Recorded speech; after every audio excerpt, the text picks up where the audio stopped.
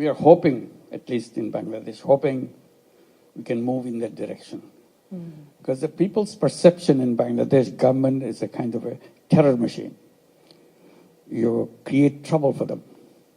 The purpose of the government is to create trouble, not solve your trouble, but to create new trouble for you. So if you see a government guy, you stay away from him. And that's completely counter to the whole idea of government. So it needs overhauling of great magnitude to make sure that you become, so when you see a government guy, you feel relieved that, okay, I have a government guy next to me. I'll be protected. It takes a lot of practicing, a lot of redesigning inside the government. Hopefully someday we'll be able to do that. On the question of finance, my entire story is about finance. And I'm saying that we are not waiting for money. See? We are not saying, give me some money. We have our stories after stories where we defended ourselves from billions of dollars of money coming to us. We said, please don't give us, don't destroy us. We are okay. So it has to be reversed. You should be generating your funds, creating things. And there I suggest the one idea, social business. CSR. Many companies have CSRs. We can go and describe to them. We're giving money, giving it away to help people. Why don't you invest in a social business fund so that people can take this money, create social businesses, and return the money into your fund, and you contribute to fund each year, it becomes big. You are not doing anything extra. And instead of giving it away, you are keeping it, and it's growing, and we benefit from it. Because companies are supposed to give it away. That's a CSR money. Simply you are saying you can do it other way. You can say half the money you put in a social business fund, half you give it away. See which one works better for you. If you like this one better, gradually you'll pull all the money. And then you can, in addition, if you like it, in addition, you become a partner in a social business. Healthcare could be a fantastic social business. Everybody needs healthcare. And this is the most difficult thing to get in most of the countries. I said, why don't we create social businesses? During COVID-19, we have gone through a big fight, global fight, to make vaccine patent-free. Just patent-free. We're not saying give it free. Patent-free. Patent means you protect the right for yourself. You can charge any amount you want. It's a monopoly right. Take away monopoly. You sell the product at the price which you have to charge. Because it's a question of people's life. We had the global fight for this. Fighting taken to the WTO, because that's where final voting takes place. It needs every nation's concurrence. When everybody says yes, then only then it could be removed. In the final count, when after long battle around the world, final count, 10 countries stayed away, didn't vote. So patent stayed.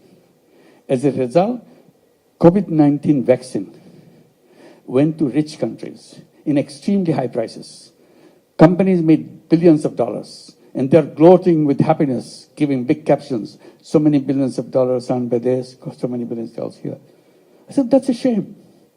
You're making this money at the cost of people's lives. Many people, millions of people in the world didn't have access to vaccine because they will not allow this vaccine without patent right. If patent right was removed, many countries will produce this, and it will be available everywhere. So ever since we are campaigning pharmaceutical companies to become social business companies. Today you pay a penny for your medicine. In the production of that medicine, you charge to the consumer $1 for that. Nobody can stop that. It's a free market. So I said, the only escape from that is to create social businesses. Where would the social business come from? From me and from you. If you agree, we do that. Nobody can stop us. It's a business. Only thing, we don't overprice it. to make money for ourselves, because social business doesn't have any room for making personal money out of the business. So that's it. So this is the way to go. It can be created. Money should not be a barrier. It's a kind of, again, creative way of thinking how to make it possible. Make contracts with the people.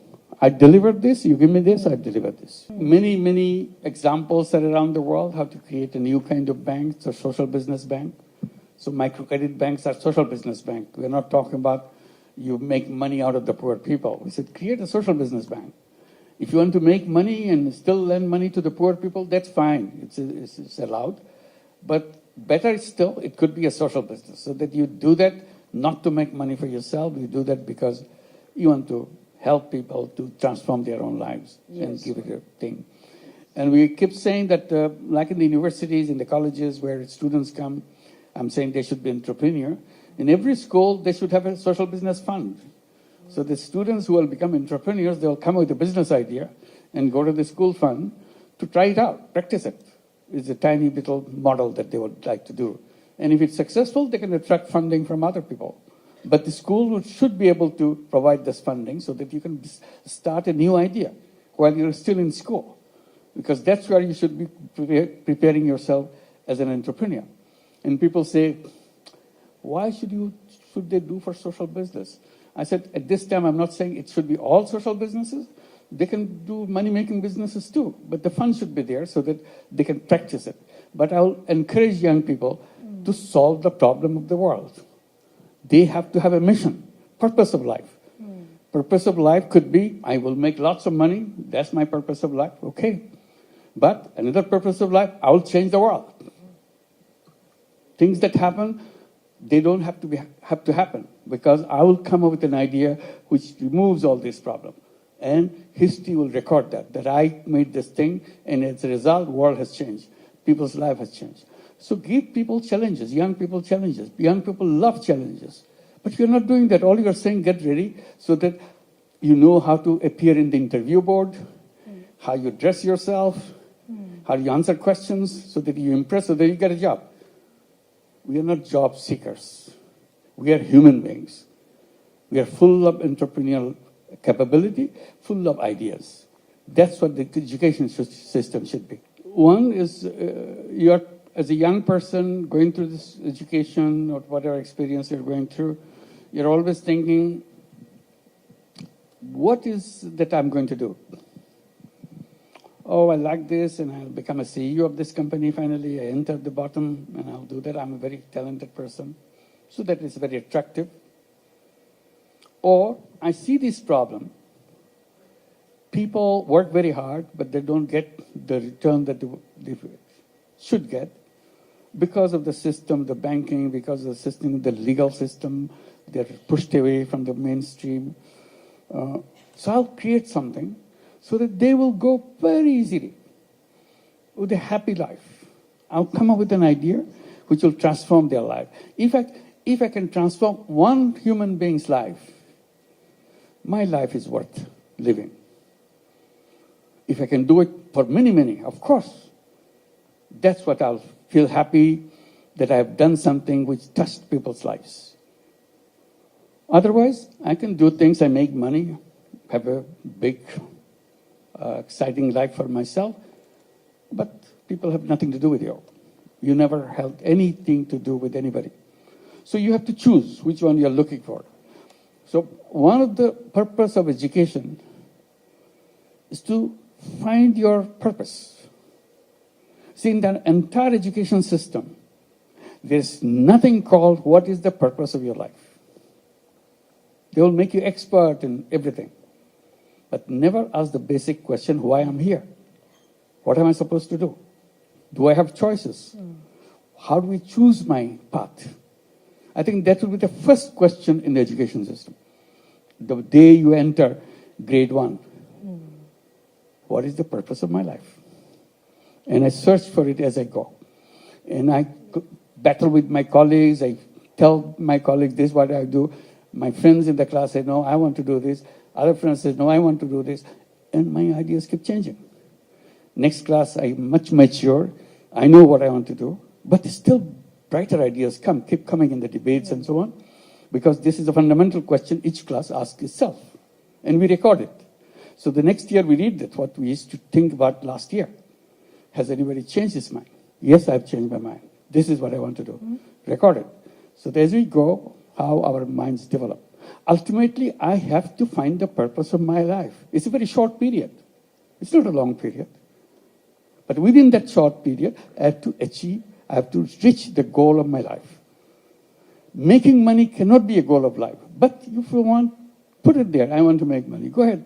But you listen to others, what they want to do. I want to change the world. I don't like the way it happens this way. I don't like the way I don't like the war. I don't like this.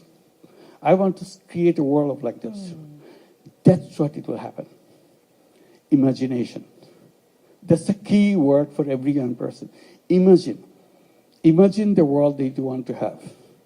Imagine what you want. That's the part of your growing up. By the time you're mature, you're ready to go, you have your ideas matured. If you imagine, whatever you imagine, it will happen. If you don't imagine, it will never happen. Imagination is a big part. That's the most important ingredient in every single human life. Imagination.